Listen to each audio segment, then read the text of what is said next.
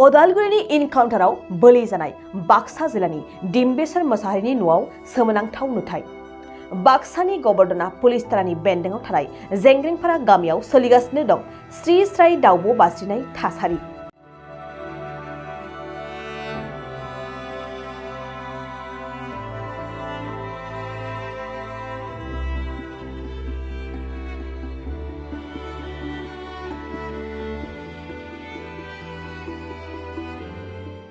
थारैनो 12 सान जालांबाय, दासिमबो डिम्बेश्वर मोसाहारिनि गोथै देहाया नखराव मोनफैयाखै।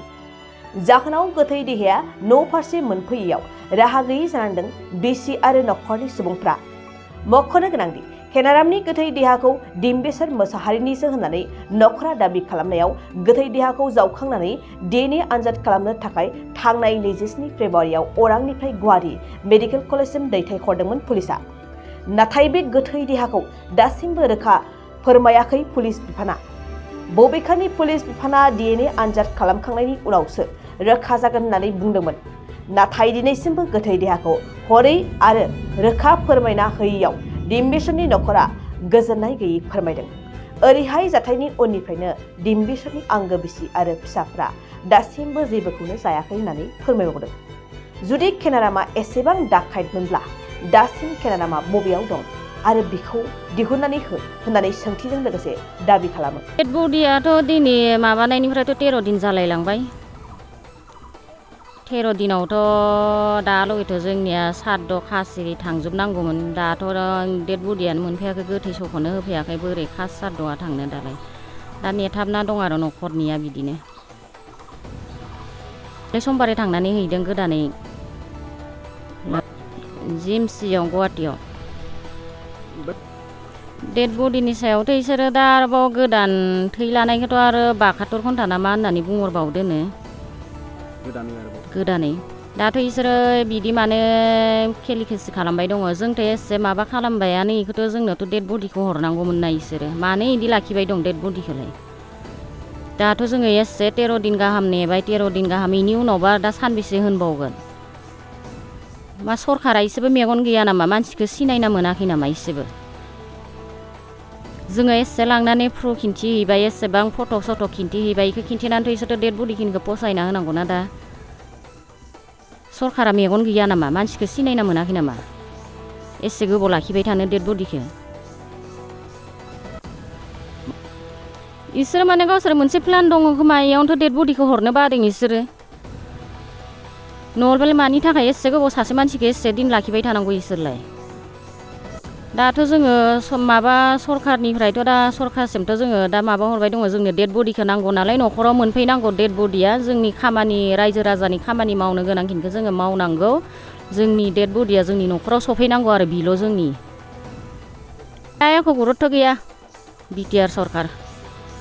खबरबो लाफैयाखै, खबरबो गैया। प्रमद बायदिया मा मावना दङ? निजिनि मोनसे हारि, बर' हारि, बिखौ मेगन दंना गैया? जों इसोरनि मिथिं दावराय जाबाय एसेबां जोङो लै ओंखारना थाङोमोन। जोङो सानसेबो बाद खालामामोन। जोङो ओरै थोरियाव मिथिं दं होनबा थाङोमोन, ओरै थोरियाव मिथिं दं होनबा थाङोमोन। प्रमदआ मा मेगन खाना नामा दा? एसेबां जे माबा खालामबाय दङ इयो। मोनसेथ' राव होनहरजायोमोन ना इयो? खबर लाफैजायोमोन, खबरबो लाफैयाखै, राव मोनसेबो लाहराखै इयो। दा जेबो खौरां लाहराखै इयो। नखराव फैनानैबो खौरां लाहराखै। एसे कमेन्टआव नुहरबाय दं, एसेबां निउस लाइभआव नुगासिनो।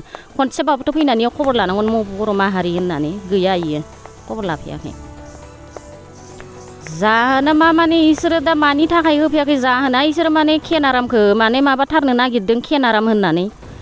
इसोरो माने दा डिम्बेश्वर होननानै बुंबाबो इसोरो दा गनायना लायाखै खोमा। केनारामानो जाबाय दं इसोरो। जुदि केनारामा थैदोंबा डिम्बेश्वरनि डेड बडिया अबाव थांद'? डिम्बेश्वरा अबाव खारख'? दिहुनना होनांगोन इसोरो आंनो। केनारामनि बिसिया मा होननो? दाखालि माबानायावथ' मोखांखौ मोजां नायाखैबो होननानै बुंदोंमोन। मोखांखौ मोजां खिन्थियाखै होननानै बुंदोंमोन। निजिनि हौवाया माबायदि इयो सिनाया ना? इयो हौवाजों थाफेराखै? हौवाखौ सिनायलायो? हौवानि महरा माबायदि? हौवानि गोजौ गाहाय हाइटफोरा माबायदि? देलायनाय महर साइजआ माबायदि? गाननाय जोमनाय महरा माबायदि? हौवाखौ सिनायना मोना नामा इयो? निजिनि हौवाखौ निजिया सिनाया? जोंलाय माथो नावमेन नुनायावनो जोङो सिनायनानै होसोलांदो जोंलाय। थांदो दिसुन जोंलाय। इ निजिनि हौवाखौ सिनाया इयो। ना हौवाजों थाफाफेरामोन इयो ना इयो गावखौ गाव गोसोथोयोमोन इखोबो ना इजों हाबा जाफिनदोंमोन इयो इनि हौवा होननानै लानो खेनारामनि हिनजावाबो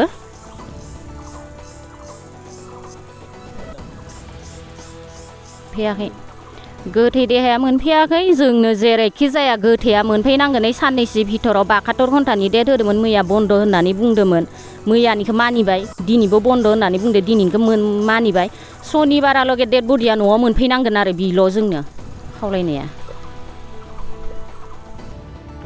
मानि थाखाय मोनफैयाखै माने दाखालि 6 तारिख खालि फिसालानि थै नांगौ होननायखाय गबरथाना असिनिफ्राय थारमाने असिया गारि थिनहरनानै ओमफ्राय जोंखौ लांफैदों ओमफ्राय आंबो थांफानाय जादों आरो बे थै हैनो थांनायाव दा थैखौबो होना फैबाय ओमफ्राय दा रिपर्टआ मा मोनो मिथिला रिपर्टखौ जाबासो गावसोरो थारमाने जनायहरगोन होनना बुंदों आरो ओमफ्राय दिनैथ' 6 तारिख दिनै 8 तारिख जाबाय बे साननैयावबो गैया खुनु फन गैया आरो माब्ला मोनफैगोन बेफोरखौथ' फन खनसेसो खालामजाहरोमोन CID निफ्रायबो ओमफ्राय दा CID निफ्रायबो फन गैया आरो लोगोसे जोंहा दा डेड बडिखौ नांथारगौ दिनै 13 दिन जालांबाय एनकाउन्टार जानायनिफ्राय दिनै 13 दिन जालांबाय बे 13 दिनाव जोंहाथ' सारादु खुंनायनिबो जेनेबा समा बारग'लांबायानो 10 दिनाव दाहा खालामोमोन जों 10 दिनाव बेयावबो हायाखै आरो दा 13 दिनाव सारादु दंमोन बेयावबो गोथैखौनो जों न'आव मोनफैनाय मोनासै आरो गतिके जोंनो इमिडियेटलि थारमाने गोथैखौ नांथारगौ गोथैखौ जेखि जाया राहायै जोंनाव गोथैखौ न'आव होफैनांगौ आरो सरकारा बा पुलिस प्रशासन जों बे बाथ्राखौ आङो CID अफिसारनाव सोंदोंमोन जे गोथै देहाखौ न'आव पहुंचायहैगोन ना सार होनना सोंदोंमोन आरो ओमफ्राय बेयाव होनदों मा नोंहा नोंसोर बेयाव भाङाघराव फैनानै रिसिभ खालामनांगोन बेनिफ्रायसो गोथै देहाया न'आव मोनहैगोन ओरै होनदों आरो मा खारनावबा होफैया बेखौ जोङो मिथिस्लाबासै आरो बेबो CID अफिसाराबो फोरमायना होआखै आं बेनि लोगोसे आं होनदों आरो बे गोथै देहाखौ जोंनो न'आव पहुंचायना हैनांगोन जों बेयाव रिसिभ खालामफैया होननानै बुंदों आरो ओमफ्राय रिसिभ खालामफैनांगोन नोंथांमोना बेयाव रिसिभ खालामनानैसो न'आव पहुंचायहैगोन ओरै होनना बुंबाय रोङा DNA टेस्टआथ' जेनेबा आंजों जुदि मेच जादोंबा होमबा बे रिपर्टखौथ' जोंनो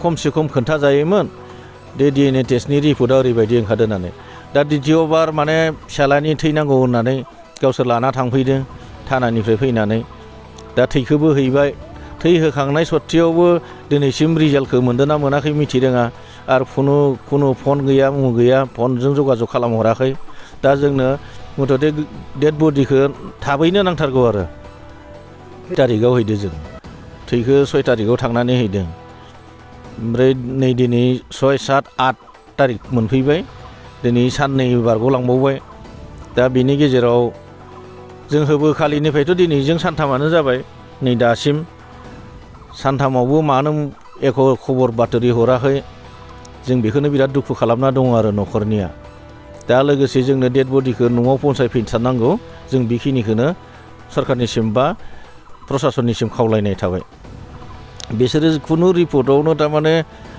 जोंनो क्लियार होआखै आरो जिखिनि DNA टेस्ट खालामखांबाय बिनि रिपर्टखौबो खोन्थायाबो बे रिपर्टआ मेच जादोंना जायाखै होनना सोंदोंमोन आं बेयावबो ओमफ्राय रिपर्टआथ' गोथैया नोंसोरनिनोखा जों मिथिनायाव खिन्थु गोदानै थेवबो माने DNA टेस्ट खालामफिननांगौ जादों ओरैल'सो होननानै बुंदों आरो दा बाथ्राया बेनोथ' जादों मानि थाखाय हराखै मानो डिले खालामबाय दं ना सरकारनिसो गाफिलथि दङ आं बेखौसो सानना लायो आरो दा आंनि बुंनांगौ गय गायग्रा आबादारिफोरनि थाखाय मोनसे मोजां खौरां थाफा नार्सारियाव मोननो हागोन जाखांफु लाइमोनफोरजों बानायजानाय हाजो आरो हायेनावबो गायजानाय अर्गेनिक गय फुलि थाफा नार्सारियाव अर्गेनिक आदबजों बानायजानाय मोजाङैनो खिलिखांनाय गासै 20,000सो गेरेमसा गय फुलिफोर दं